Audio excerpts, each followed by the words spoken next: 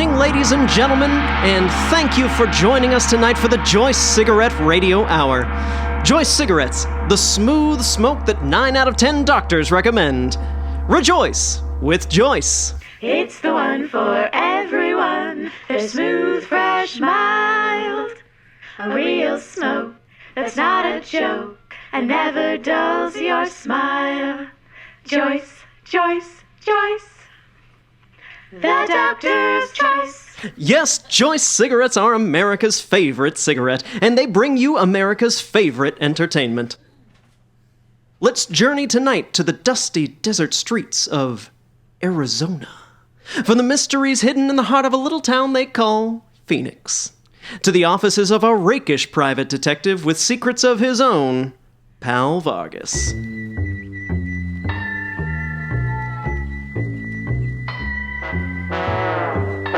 Last week, Detective Vargas and the beautiful and secretive Mrs. Blaise found themselves on the run from a mysterious government agent. Come with me, Mrs. Blaise. I know someplace safe. Welcome to Jimmy's Diner. How can I... Well, if it isn't my old friend Pal, and a lovely companion. Good to see you, Jimmy. Any place where the lady and I could talk in private. We need to go over a few things and... Well, we're expecting company any minute. Unpleasant company. During a discussion of the mysterious happenings in the Phoenix night sky, Mrs. Blaise seemed to have other thoughts on her mind. Well, that wasn't what I was expecting. Never been kissed by a grateful client? Not like that. But before long, detective and client found themselves face to face with the secretive man who's been after them. Mrs. Blaise may have sent him packing, but further trouble and a military confrontation are quick on their way. That was quite a performance, Mrs. Blaise. Now what do we do?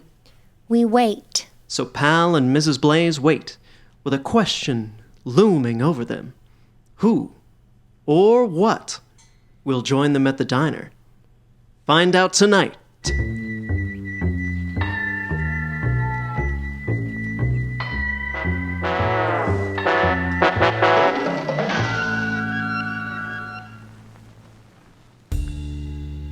There's nothing like being surprised by a dame, especially when you've been in the game as long as I have. Though, come to think of it, everybody's playing a game of some sort, even if it ain't much fun. Take me, for instance. There's nobody in the whole world but my brother and Minnie who knows how many games I'm playing any given day. And I guess Mary Ann, too, if she'd had made it out of that German interrogation camp. Sherlock Holmes thought of detection as a game, or crime, I guess. It was never clear to me which one he thought the game was, but I like that too.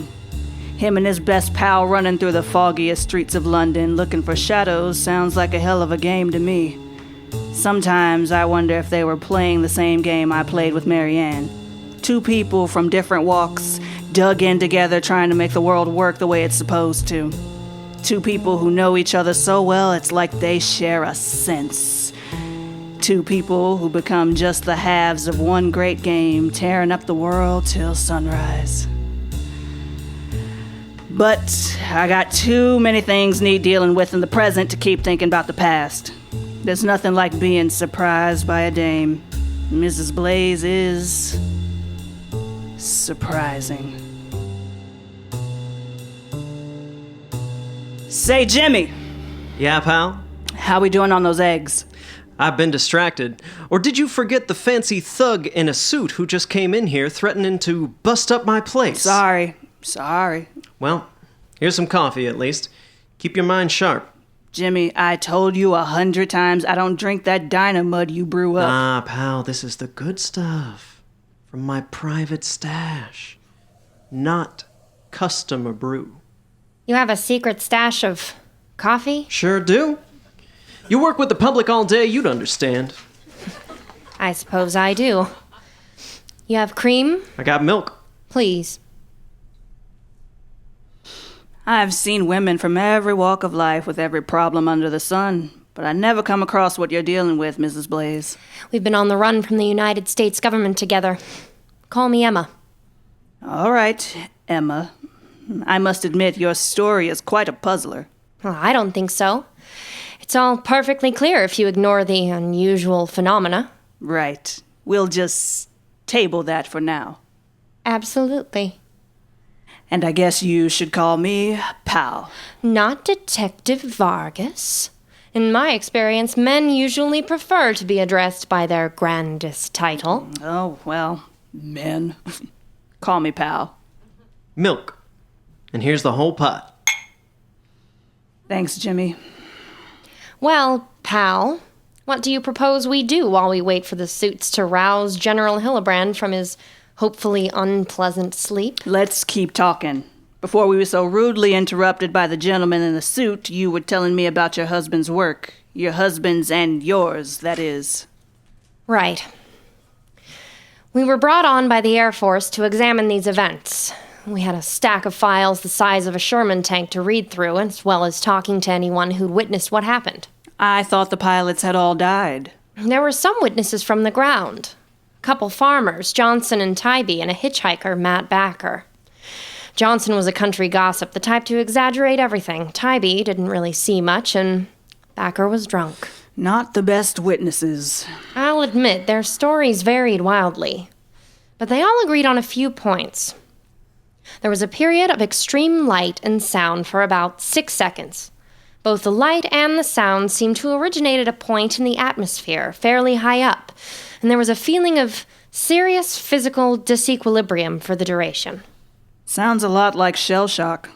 Something happens and then suddenly everything is happening at once. You're right in the middle of the worst day of your life. But it wasn't in their heads, Mr. Pal. It was all around them. Let me tell you, when it happens, it doesn't feel like it's in your head. The first time I felt it, it was like I was dying. A car backfired. And suddenly I was back in France. Bombs all around me, even closer than they'd really been. I wasn't supposed to be here with bombs and bullets and blood and screaming. I was a spy. I worked with words and codes. If I was gonna get killed, I was supposed to get killed by one man as he looked me in the eye, and I'd prepared for that. That was the game I thought I'd be playing. Things didn't turn out like I pictured. And then once the game went wrong, it stayed that way. It didn't take much to jolt me out of reality. Firecrackers, breaking glass, the fire and roar of close-by lightning, and time stretched out and melted. Sounds didn't make sense. It was like the world you live in is a nightmare, when everything is normal but everything is wrong in some hideous, unknowable way. Nobody who ain't felt it can imagine. And I mean felt, too. My whole body, top to tail, felt the heat coming off the bombs, felt the blood hitting my skin. I was stretching and melting, too. You know what it was like? It was like Alice in Wonderland. Only nothing was okay. Nothing was safe. For months after the war ended, every little noise would make me jump half out of my skin. I went home to Chicago, slept in my old bed, tried to get my feet under me, and Mommy would have to wake me up because I'd be screaming. I'd wake up and she'd be stroking my shoulder. Calm down, mija. Calm down. Calm down. It's all over.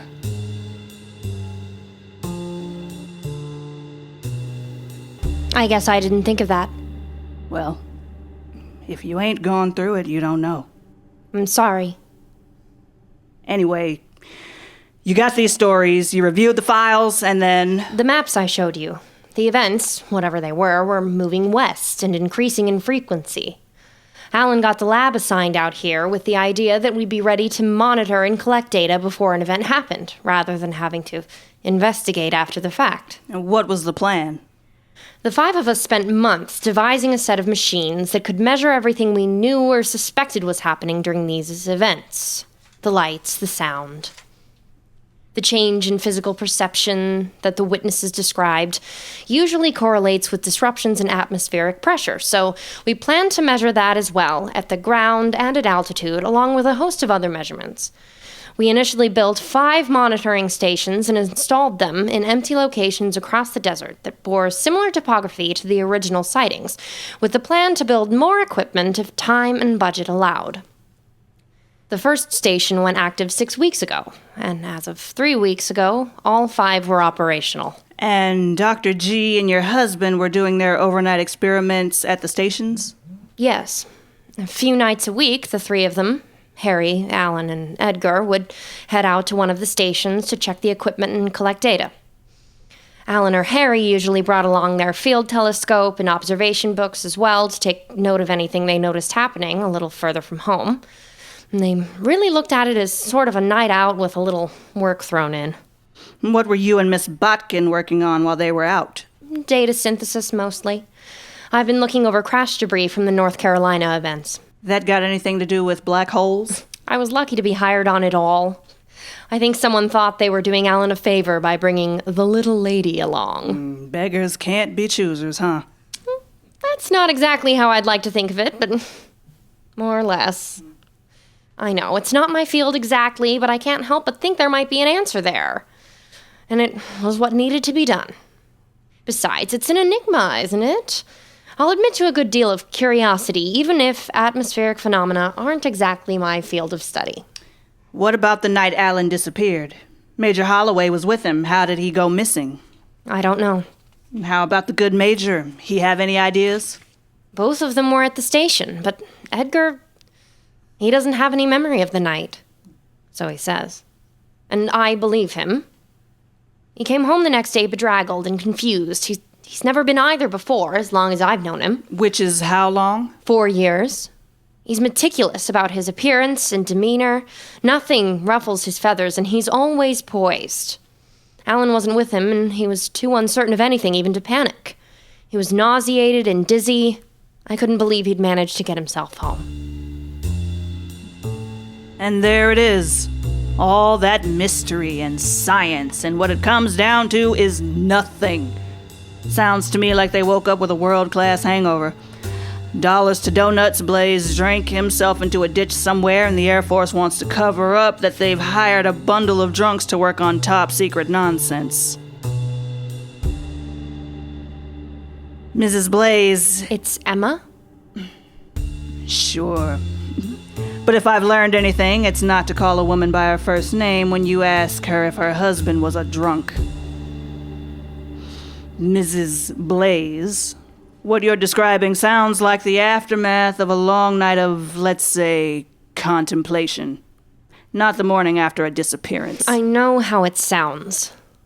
But I think you ought to know me enough to take my word for it when I say that Allan and Edgar weren't drinking or drunk that night. They didn't simply overdo it. Something happened out in that desert. I know it. How? Would the Air Force have taken the recorded data from all 5 stations if this was just a case of drunken revelry gone wrong? Hey, I hate to interrupt, but I think your company's about to make an entrance. Well, here we go. Haven't had to tango with top brass in a while. Should be interesting. Welcome to Jimmy's. Can I get you folks some coffee? Not the good stuff, right? Of course not. The enemy of my friend drinks my worst brewed muck. Let me get you some menus. No need. We won't be staying. General. Mrs. Blaise. Detective Vargas. I understand you wanted to speak with me, Mrs. Blaise. I'm not usually one to cater to civilian requests. I hope I haven't disturbed you too unduly. Nothing disturbs me, Mrs. Blaise. If you've ever seen a dog stare down a snake, you know how this goes. Eyes on eyes, and the first one to blink gets bit. I don't know that I'd care to put my money on either party at this point either. Emma's a tough cookie, maybe the toughest I ever met, but this Hillibrand is stern stuff too. On the other hand, I know the type. He's spit and polished, tight-laced, probably doesn't know how to deal with anyone who either ain't afraid of him or doesn't respect him. My old CO worked with a guy like that. Taught me a lot. Guys like this don't like if you refuse to play good little army man. I'm not very good at playing, it turns out.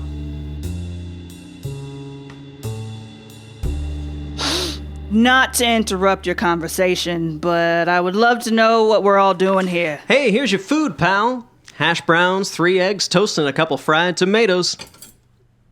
Why, thank you, Jimmy. Now, what exactly brings you here to Jimmy's? I assume Mrs. Blaise has... Oh, assume nothing. You know, General, you know what they say about making assumptions.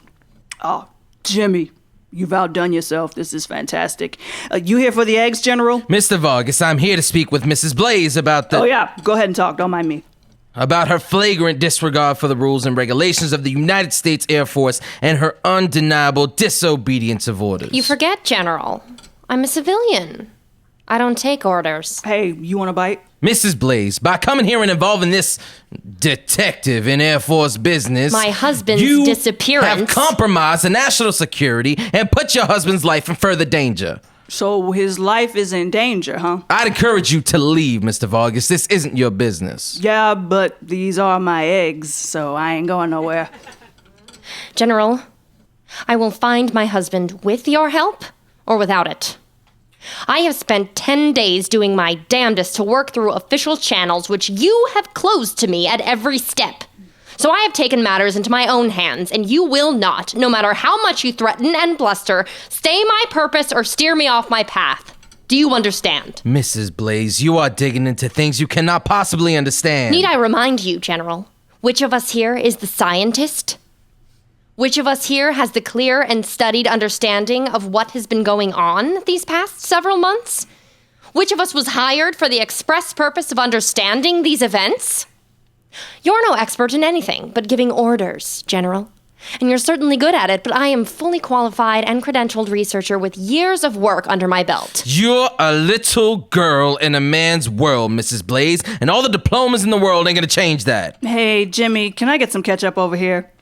Look, General... This does not concern you, Mr. Vargas. Right, yeah. But look, Mrs. Blaise is worried about her husband.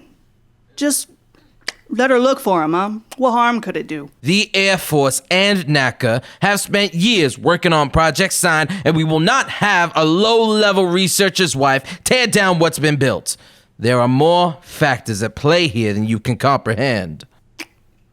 Then we can't possibly figure it out, can we? I am ordering you, both of you, to stop this inquiry. Ooh, inquiry. And Mrs. Blaise, if I find out that you're still engaging in this pursuit, there will be consequences for you and your colleagues.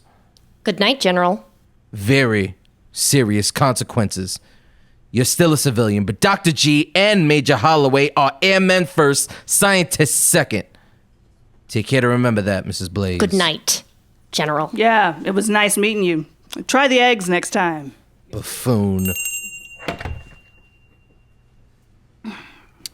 Let's get you another drink, Emma. And a Joyce cigarette. Thank you. That went better than I thought.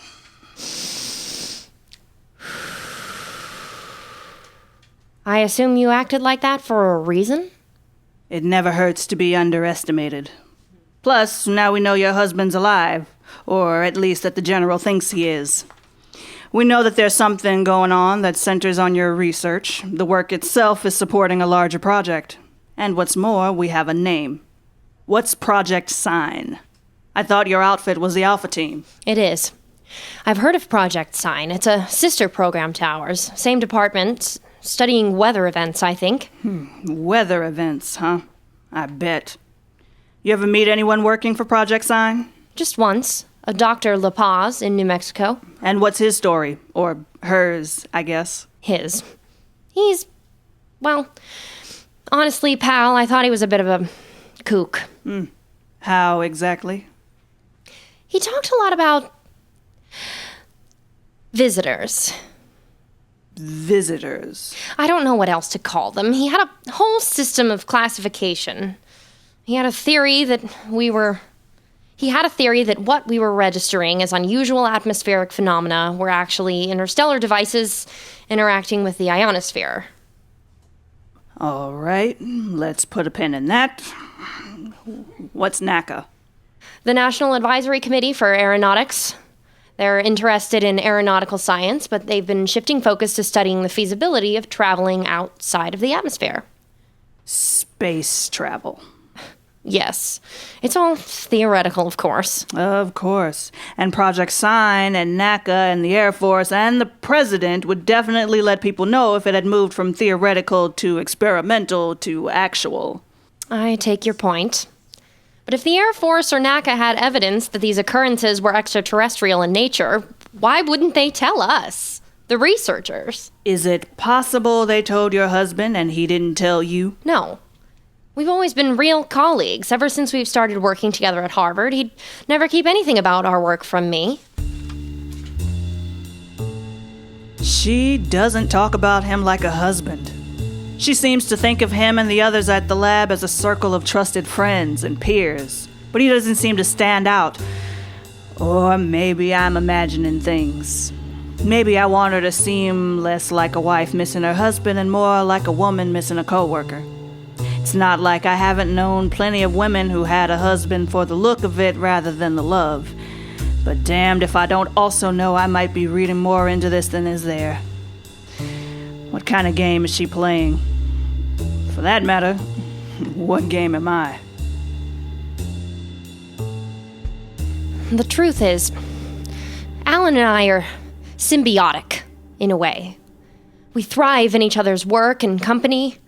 We share each other's knowledge and use that knowledge to drive further into our work. I wouldn't have made half the discoveries and insights I've had without Allan, and he'd say the same of me. And of Harry, too, and I suppose, the three of us. It's always been the three of us. Musketeers. You know that whole book is about how there's a fourth guy, right? You've read it? Saw the Walter Abel picture about 10 years ago. Oh. The book's 800 pages of impossible French prose. I've tried, but... I haven't read it either. And, well, Walter Abel was never really my favorite screen idol. No?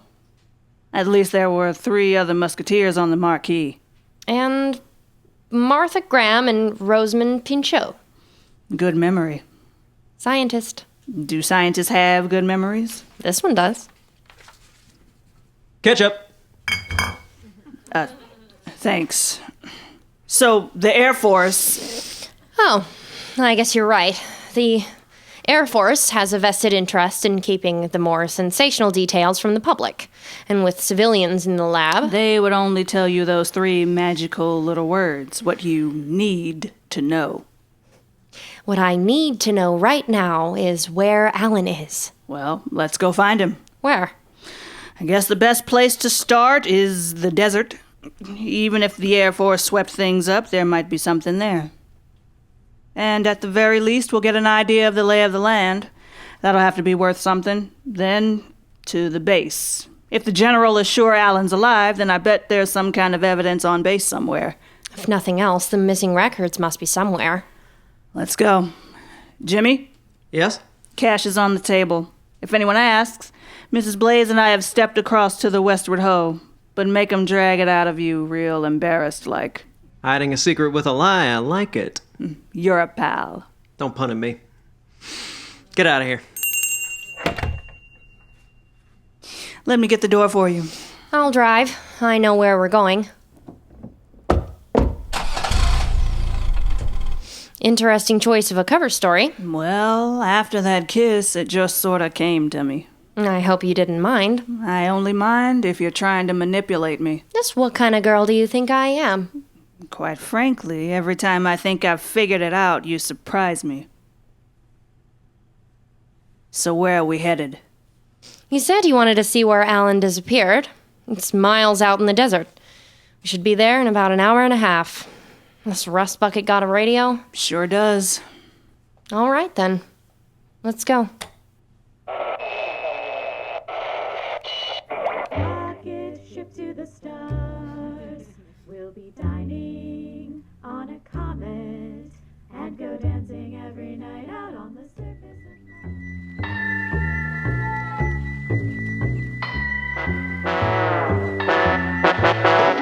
Will Pal Vargas find Allan Blaise, or is the vast and lonely desert empty of answers? Will Pal's detective skills be enough to break through the Air Force's wall of silence? Join us next time on the Joyce Cigarette Radio Hour for more adventures with Detective Pal Vargas out under the Phoenix Lights.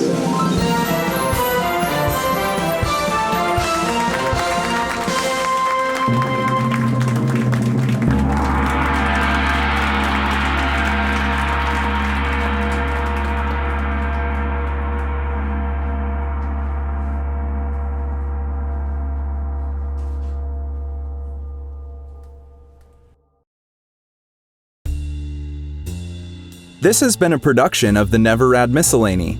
The Never Rad Miscellany depends on contributions from listeners like you. Become a subscription donor and get wonderful benefits over at neverrad.com/Patreon. That's Patreon. Make sure you're subscribed, hit like if you enjoyed what you saw, and set phasers to ring that bell icon to extra subscribe, and make sure you get notified every time we release a video. Phoenix Lights is written by Kitt Keller, with sounds by Cody Hazelle and music by Cody Hazelle, Conrad Miszuk, and Kitt Keller, starring William Crook as the announcer and Jim, Ryan Jenkins as Pal, Ricco Machado-Torres as the General, and Jamie Haas as Emma. The Joyce jingle is performed by Kitt Keller. This episode was edited by Conrad Miszuk. The Never Rad Miscellany is produced and directed by Conrad Miszuk, with credits read by Matt Brayman and videography by David Portillo. The Never Rad Miscellany is proudly produced in Phoenix, Arizona.